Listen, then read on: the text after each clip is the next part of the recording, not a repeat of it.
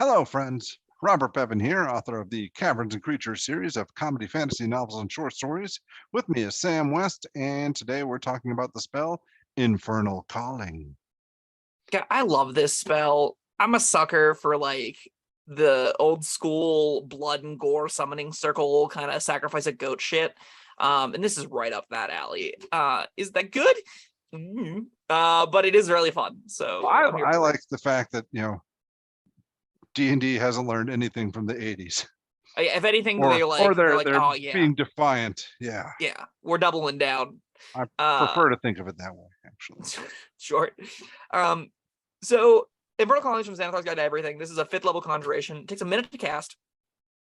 It takes a 999 gold piece ruby, but it doesn't consume it. And it's a 90-foot range, concentration up to an hour. All those words are kind of weird for a summoning spell, but we'll get into why. So you summon a devil from the 9 hells. You choose its type, which is very critical or notable for a conjuration spell, which must be one of challenge rating 6 or lower, which is very high, such as a bard or bearded devil. It appears in an unoccupied space you can see within range. It disappears when it drops to 0, the spell ends. The devil is unfriendly towards you and your companions. Roll initiative for the devil, which has its own turns. It's under the DM's control and acts according to its nature on each of its turns, which might result in attacking you if it thinks it can prevail or trying to tempt you to undertake an evil act in exchange for its services. On each of your turns, you can try to issue verbal commands to the devil. It obeys your command if the likely outcome is in accordance with its desires, especially if the result would draw you toward evil. Otherwise, you make a charisma, deception, intimidation, or persuasion check contested by its insight. And you make the check with advantage if you say the devil's true name, which that little bit, there's no, to my understanding, in-game mechanic for discerning that. This is just a little lore bit that has survived through all of D&D's history as far as like the true name of devils. I don't know how you're supposed to get it, but if you get it, you got it. If the check fails, the devil becomes immune to your verbal commands for the duration, which means one failure. So if you try and get it to do one thing it doesn't want to do, and you fail, you can lose complete control. You can get it to do nothing you want it to do for the rest of the duration. If your check succeeds, it carries out your commands, such as attack my enemies, explore the room ahead, or whatever. If your concentration ends before the spell reaches its full duration, the devil doesn't disappear. It becomes immune to your verbal commands, and it acts in whatever manner it chooses for 3d6 minutes, and then vanishes. If you possess an individual devil's talisman, you can summon that devil specifically of its challenge rating +1. So like if you possess an individual devil's talisman, you can summon that devil if it is of the appropriate challenge rating +1. So this gives you up to CR 7. And it obeys your commands with no charisma checks. It'll just do what you tell it to do. And then when you upcast this, you're upcasting the CR by 1 for each spell level. So it goes to 6, 7, 8, and 9. Basically 1, whatever the spell level is +1, all the way up to 10th level, or it's 10th CR. I said a lot of words. Yeah, you did. Functionally, what viewers at home need to understand this spell does, you summon a devil after a minute-long ritual. What you do before that ritual may be very important. The devil then spawns into the space where you'd ask it to, and it's a specific devil of a type you choose, or a very specific devil if you have its talisman somehow. I don't know how you get that, but maybe you do. You then can give it commands. You simply, on your turn, no action required, say words at it. If that command pulls you towards evil, it does it. If the command doesn't pull you towards evil, you make a contested check, and if you win, it does your command, and if you lose, you lose control entirely and does whatever it wants. Functionally, that's what the spell does. Before you go on, about the talisman, is it a talisman for a specific kind of devil, or a talisman for, like, Fred the Devil, like a specific one devil? I do not know the answer to that question. I'm going to assume it's to a specific named devil. Okay. But I don't know the lore behind devil talismans. And the whole thing was confusing. We were talking about the talisman. It could be one level higher or one. Basically, whatever. Yes, you can use this. I read that as you can get a CR 7 with a CR or with a 5th level slot if you know the demon you're trying to summon. So all right, I see. So if you know Fred the Demon is a 7th or a CR 7 demon, you can summon him with a 5th level slot as opposed to a 6th level slot. Right. Okay, I gotcha. Which Sure. See, I was interpreting this before as like, all right, you summon Fred the Devil, but he's Mhm. stronger than he normally would have been. But that's not it. No, I get it now. Yes. There are a lot of notable devils, CR11 and lower. And this is kind of a the CR11 or lower situation, because a 9th level spell can get you a named devil of CR11, which is nifty. Most of what devils do are kill things. That's sort of what their bread and butter is. So most of the time when you're summoning one of these, you're probably trying to commit some kind of war crime. And then you can just be like, hey, go commit my war crime for me. And it'll go, great, that's super evil. I will gladly go commit your war crime for you, and then go and do those things. There are other ways to weaponize this. Depending on how your DM runs it, there are other tools you can get with it. They're just not necessarily consistent. And I think that's very fun. Well, would you like to elaborate or? Okay, All right. so it's hard to elaborate because, like, in most summoning spells, it's just me going through a list of monsters and being like, what are the cool abilities that you get here? So animated chains on the Chain Devil is nifty. Now, the Chain Devil, I believe, we're looking at a CR8. So we're looking at a 7th level cast of this, but you get a bunch of chains that aren't being worn or carried with a bunch of hit points that are animated under its control that it kind of commands however it wants, that you then hypothetically have like extended access to. It also has like an unnerving mask that can frighten things pretty repeatedly. That's kind of neat. Brox just have a 60-foot fly speed. That's sometimes useful. They have this weird AoE poison spore that deal poison over time. We just talked about protection from poison. This is a saver. The effect goes away kind of each round, D10 bonus poison damage that recharges on 6. And it also has a giant AoE stun with Stunning Screech, which is pretty good. And that only takes, I mean, Vrox are CR6, so you can get this with the base version. You can just cast it, summon a Vrock, and be like, hey, go stun everything. Assuming that's evil enough, it'll do it. And also, notably, that stun is anything that can hear it. So again, this is why I said you probably want to think about what you're summoning before you summon it. So you can be like, great, we all have earplugs, so now the Vrock won't stun us. The Vrock runs into the room and screeches. You best hope those earplugs work as well as you think they do. Else you'll probably stunned by the thing as well. Go for it. I was going to ask, with the talisman, with the normal form of the spell, the devil doesn't like you. He's looking to disobey, which seems, I mean, unless you're trying to murder everyone inside an orphanage, then you're going to have a hard time using this. But am I right in thinking the talisman makes this like exponentially more powerful because it just obeys you?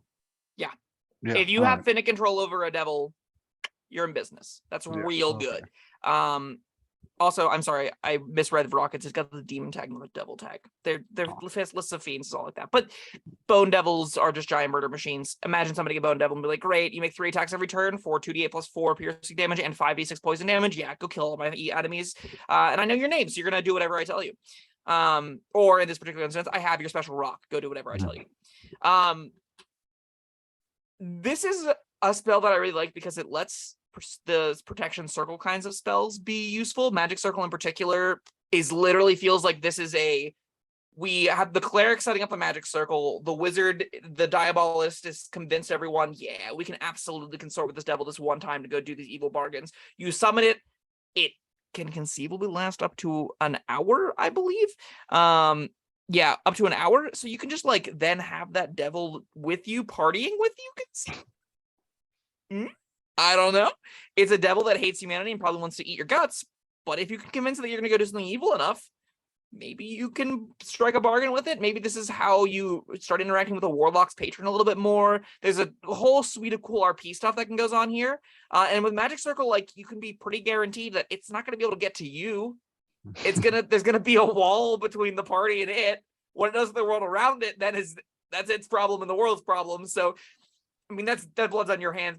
You're doing an evil thing anyway, so you probably signed up for this. Summoning devils. This is, Yeah. I'm pretty sure this spell's bad. Like, I'm going to level with you. Summoning devils without the talisman specifically. Yeah. It's gonna end poorly for you every time you do it. I love spells like that though. I love a spell that's like, oh yeah, I'm pretty sure I can get this to work the way I want it to, but I know it could blow horribly in my face, and then it will routinely blow horribly in my face. I'll be like, that was a really fun time. I'm really glad I did this. And that's kind of what Infernal Calling does. Yeah, that's I like that too. I don't know that I would ever use this because of that reason, because this is like, if it blows up in your face, it blows up bad. Yeah, the party gets TPK'd by Bone Devil. Yeah. It's like how it blows up in your face. I mean, you're probably like, if you're getting higher CR devils that you can't handle, you're probably in the upper tiers anyway, so you probably can handle it. Maybe. I mean, You could then. what was that text about? I think it was there at the end. Like, if the duration runs out, If your it doesn't concentration leave. ends. Oh, if your concentration runs out, Yeah. it doesn't leave. It hangs around for like several minutes. Did I hear Yeah. that right? 3d6 minutes. Minutes are big. Yeah, it means like that clause is there specifically to be like, oh crap, it's going badly, end concentration, it goes away. No. You end concentration, goes on a rampage. It goes, how dare you summon me only to send me back to the hells? Absolutely not, I'm taking your head with me. That's the kind of interaction that you get out of the devil then. Which is great, which is very fun, and will absolutely kill some people. One more question. Mhm. It says at the end of those several minutes, it dashes away. It doesn't go back to hell. It just leaves and goes to the next town over, or what? No, it definitely says to me. Instead, it acts in whatever manner it chooses for 3 to 6 minutes, then disappears. Oh, I thought you said dashes away. No, but that would be really funny if it's just like, screw you guys, I'm gonna go live in Liverpool. Like, After we're finished, sure. I'm gonna play this back and see if you said dash away, because that's Okay. yeah, I was thinking about that the whole time. Now it says it disappears, but yeah, I've been thinking about that this whole recording. Yeah, well, if I misspoke, YouTube audience, now you know. I definitely didn't mean to, but yeah. That was hilarious to me. Yeah, if you're a DM, that could be a fun way to be like, screw you guys, I'm gonna go get coffee, and it just walks to the local corner store and you just see this devil sitting down there like, those guys are jerks. I think that'd be really silly. Anytime you take like something super evil and make it just like a mundane dude, oh yeah, I'm here for it. It's very funny to me. Anyway, this is like the worst version of every conjuration spell you've ever cast as far as like summoning monsters goes, but it's fun as hell. Is it good? Absolutely not. Is it very fun? 100%. I'm here for it. All right, this could be a big one though. The Hit me with it. difference between this and the planar spells, planar ally and planar whatever the other one was, Conveniently works. It works very well with those. If works that's the with question. them. No, the question was, I mean, how is it different? Okay, so What was the other one? Planar one? okay, there's planar binding. Planar binding, planar ally. Which Yes, okay. planar binding is a 5th level abjuration spell that takes an hour to cast, which is conveniently as long as the summon devil thing works. It lasts for 24 hours and costs you $1,000, but you can bind a fiend to your service by doing so. So conceivably, I think you might have to bend the rules a little bit to make this interaction work exactly as it's intended. You could get a one-time shot charisma saving throw on the summon devil to be under your control for 24 hours. Yeah, because anytime if it's summoned by another spell, its duration extends to match the duration of the spell. So you could Infernal Calling something with a magic circle up and then planar binding it, which is a nice, fun sequence of ritual spells that there isn't a lot in this game that makes me feel like the ritual caster, the summoning, conjuring devils from hell over a long point of time, the sacrificial goat rituals, the weird cutting of hands and blood stuff on the floor, and the sigils painted everywhere. This screams that, right? This is I have my 3 layers of protection. I've loaded the church around it so it can't escape. We've trapped it. We're summoning it. We're binding it to our will for a day. That's cute. Wildly impractical. It costs you like 2,000 gold, 3 spell slots, and a whole rigmarole of jumping through hoops to get you what a 3rd level conjuration spell normally can get you functionally, right? Like, you're not getting a really great deal on summoning creatures because you don't normally care how much, like, the devils don't give you that many nifty new toys that you couldn't get from elementals, they couldn't get from beasts, they couldn't get from fae, right? Pixies are absurd. If you ever get pixies and conjure woodland beings, you're breaking the game in half. This will never do that and takes like 5 times the hoops to jump through.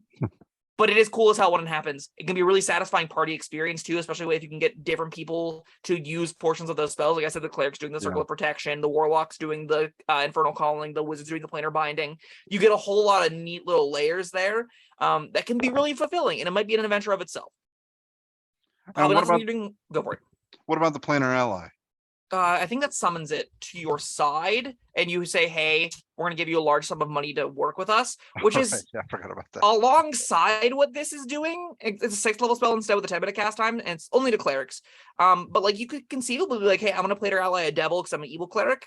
And well, you would beseech a devil lord, devil prince, some lord of the 9 hells, and they'd be like, "Fine, I'll send some servant to go deal with you if I feel like it." And then it should have come. You can be like, "Great, we're going to give you the souls of these children if you help us." And that's kind of a very similar circumstance. It's just a lot more levels of nothing might happen and a lot less fun, in my opinion. It feels more, I mean, at the very minimum, it costs you a bunch of gold, and Infernal Calling costs you, you just have to have a 999 gold gem on you, and then you're good to go.